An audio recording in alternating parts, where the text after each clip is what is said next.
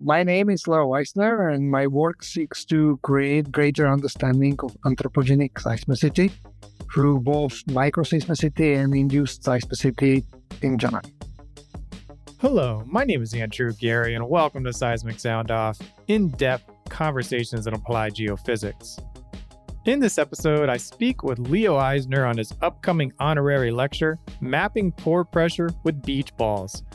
In this lecture, Leo shows how they apply joint stress inversion to a geothermal and unconventional dataset and illustrates how microseismicity can be used to map pore pressure. And in this conversation, Leo breaks down the perfect audience for this lecture and the insights attendees will take away. He highlights how the bad attitude of a manager inspired this talk and what it means to measure data the right way. And Leo explains why improving the understanding of induced seismicity is important to him. This conversation will showcase the value of asking the right questions and how to maximize the value of microseismicity for geophysical workflows. To find links to register for 2 upcoming sessions of this lecture and to read Leo's full biography, visit seg.org/podcast or check out the episode's show notes where you're listening right now. And now, my conversation with Leo Eisner. Your honorary lecture is called Mapping Pore Pressure with Beach Balls. So why beach balls? Because we should spend more time on the beach, no? Seriously, the catchy title is originating from the jargon used by earthquake seismologists for graphical representation of the source mechanism. This is the expert explanation. The mechanisms are plotted as a circular diagrams with colored parts, sometimes looking like beach balls, and they basically show how the Earth is sliding inside in the reservoir or in the Earth.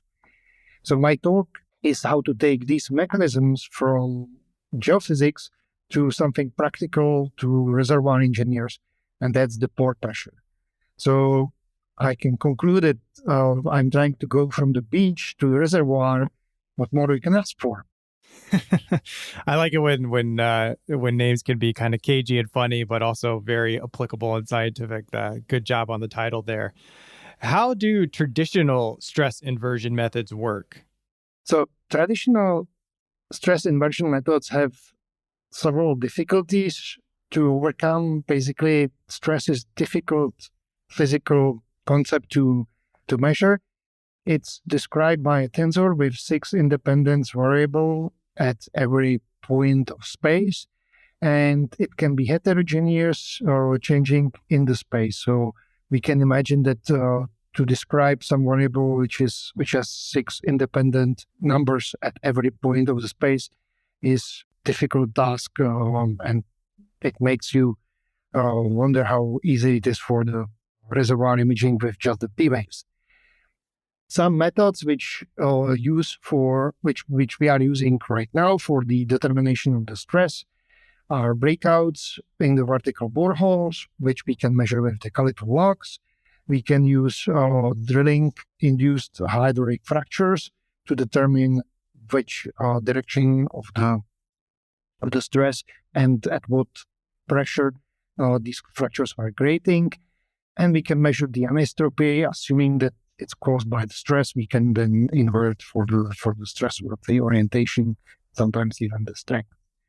Some methods are more quantitative, some are more qualitative. They result in values of this stress tensor. For example, mini-frag or leak-off tests are used to determine the minimum stress.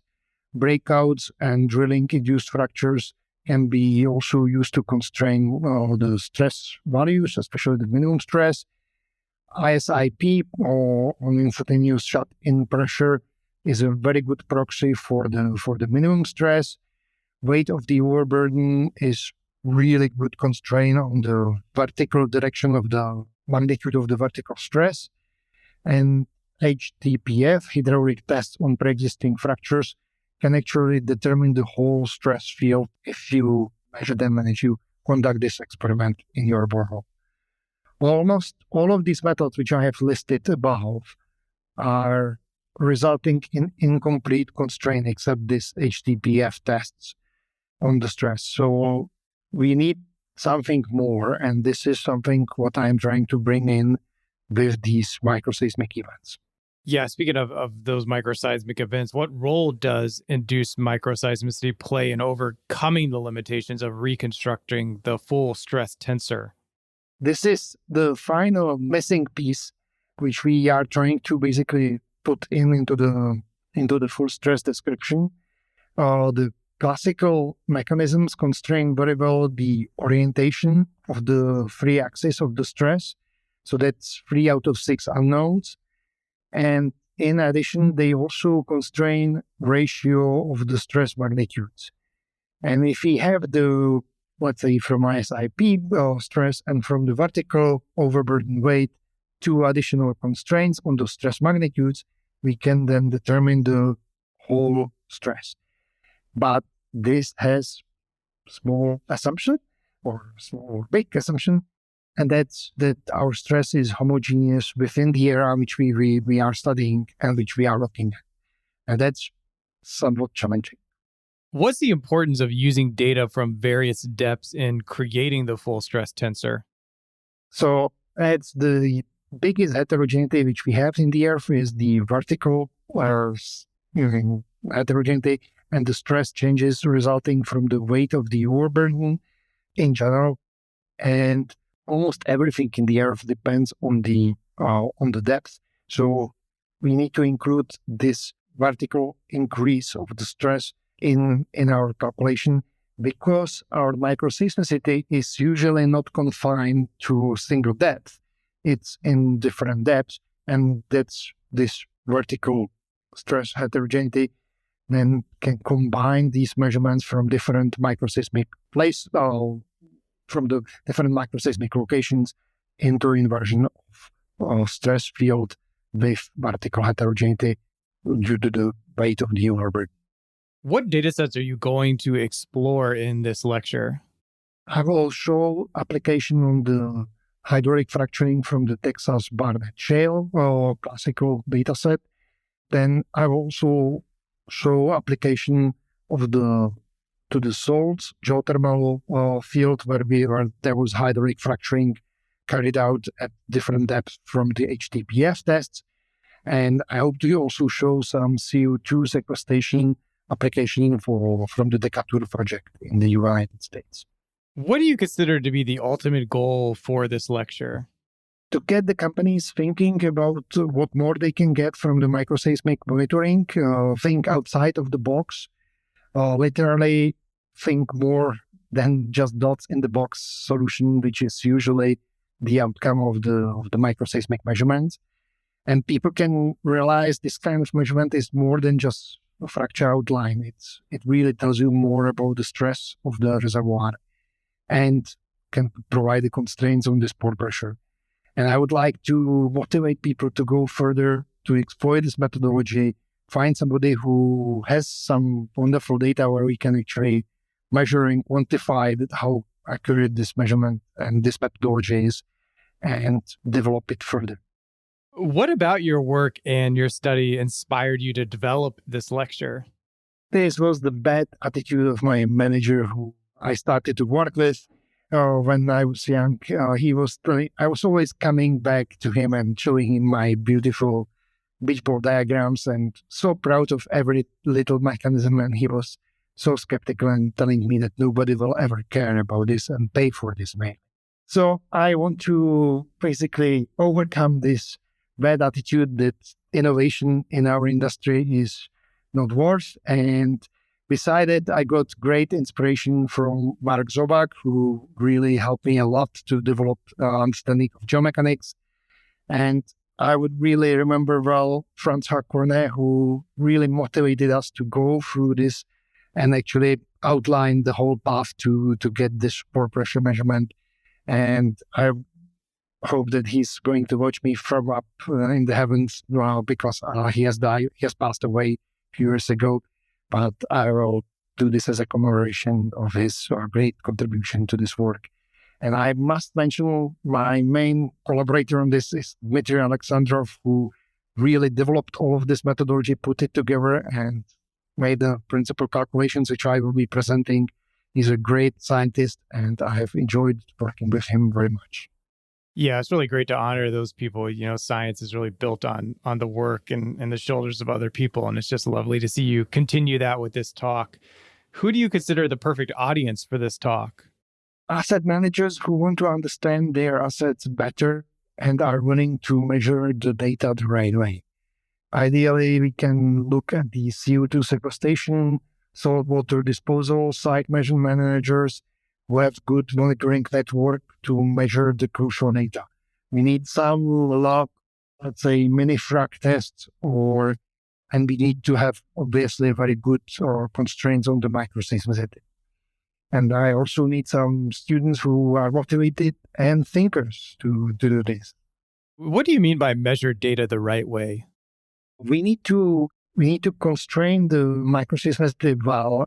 This means we need to have the source mechanisms and we need to have them reliable. So for that, we need to have a good distribution of the, let's say, sensors in the field and record with sufficient quality of the data which we are trying to measure. What is a question you hope attendees will ask themselves after your presentation? How can I send him my perfect data set for testing? That's the number one. Well, if they ask how to fund this research, this will be also good. I generally expect that people will ask about, let's say, some stress heterogeneity and the relationship between hydraulic fracturing and the stress changes, which are related to some of these assumptions which we are working with, and we can have very broad technical discussion on this. What have you gained by participating as an honorary lecturer? You haven't given this lecture yet, but no doubt you've done a lot of work to get to this point so far. It inspired me to do more and do it better. Basically motivates. It's very much rewarding feeling for getting the work done. Why is improving the understanding of induced seismicity in general something important to you? Because it occurs, it actually has impact on our operations. We have seen some major policy changes related to induced seismicity, and it not only bothers us, it can tell us more about the reservoir. And so I want to use the microseismicity because I am an expert on this to actually extract more and to predict or to be able to, let's say, better mitigate some hazards, as well as, let's say, characterize better the reservoir. And lastly here, what principle, teaching, or point of view has helped you succeed in your field? My major principle is to be honest and be frank about the data. So if the data doesn't contain the information for either my method, which I am applying, or for what the client thinks we should extract, I need to be able to tell him either to the client or not to write paper about something what is not making sense. So to be honest, that's the principle number one. And the second principle is teaching. It makes me think about the subject from a different point of view and makes me realize the connection which I have missed, let's say, first time I have been looking at it. So explanation of the field is very important to me to motivate me to go further. Yeah, that's nice. Not only are you passing on your knowledge to other people, but you're learning things yourself when you're kind of forced to figure out how you're going to teach it. Is there anything that I didn't ask you that you would like to share? I would just like to thank you for really great questions. They made me think about my whole attitude towards the subject. I think it's wonderful that I have this opportunity, and I would like to thank the SCG for giving me this opportunity, and I hope people will be interested. Well, I appreciate your time and effort on these questions as well. We will link to be able to register for Leo's talk. This will go out before the presentation, and you can ask live questions there, but you can also catch a replay if you don't happen to catch it at the time that you give it. So I appreciate your time again, and thanks for your help today. Thank you very much. and looking forward to talking more. SEG produces Seismic Sound Off to benefit its members, the scientific community, and inform the public on the value of geophysics. To show your support for this show, please leave a 5-star review on Apple Podcasts and Spotify. Simply go to Seismic Sound Off on Apple Podcasts and Spotify on your phone. It takes less than 5 seconds to leave a 5-star rating and is the #1 action you can take to show your appreciation for this free resource. And follow the podcast while you are on the app to be notified when each new episode releases. Original music created by Zach Bridges. This episode was hosted, edited, and produced by me, Andrew Gary at 51 Features. The SEG podcast team is Jennifer Cobb, Kathy Gamble, and Allie McGinnis. Thank you for listening. This is Seismic Sound Off, signaling off.